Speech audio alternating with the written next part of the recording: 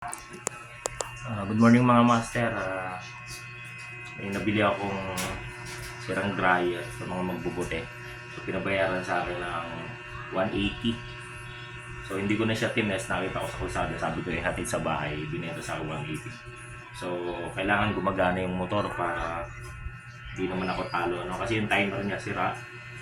So check ko ngayon, may time ako para i-check siya. So ngayon check natin yung motor. Kung mapansin nyo, kinalas ko na siya kasi kaya siguro binenta ng may-ari, hindi na magawa nung technician kasi nabutas na sa ilalim. So may isa pa akong ganitong kaha maganda buo, kukunin ko na lang yung ilalim, pero syempre check ko muna kung buo yung motor.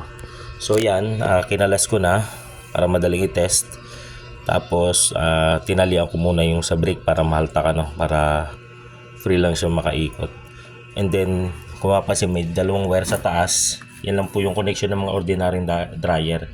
Yung isa po, papunta yan dun sa taas, sa contactor.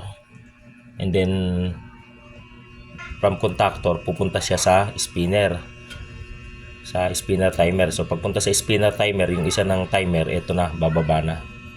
So, ngayon, para ma-direct check lang natin. So, binaypass ko muna para hindi na dumaan doon sa timer at saka sa contactor. So, ganyan lang po.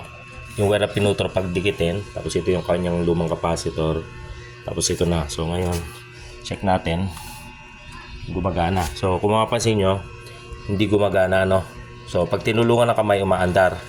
So pagka ganyan po, pwedeng capacitor, pwedeng mahina yung motor. So ngayon huhugutin ko, paltan ko ng bagong capacitor, 5 lang naman siya. So tingnan natin kung aandar siya ng sarili.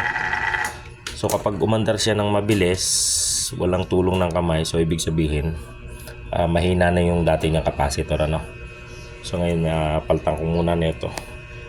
Then isaksak ulit natin. Gilang muna.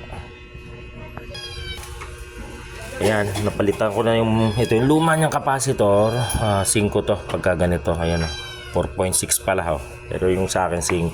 So konti lang, pwede yan, wag lang yung masyado mataas So ngayon testing na natin. So sasaksak ko. Ayun. So ngayon pagka ganyan yung pangyayari, ibig sabihin ang problema talaga niya is sa motor. So umaandar siya pero yung winding siya may problema. Hindi niya kayang umandar mag-isa. So may problema yung motor pagka ganyan. So yung iba kasi baka sabihin umaandar yung motor, buo yan, sasabihin nila capacitor lang sira. So ganun lang pag-identify kung motor ang sira o capacitor lamang So ito yung luma niya capacitor, ito yung bago, ito yung motor. So bago na yung capacitor,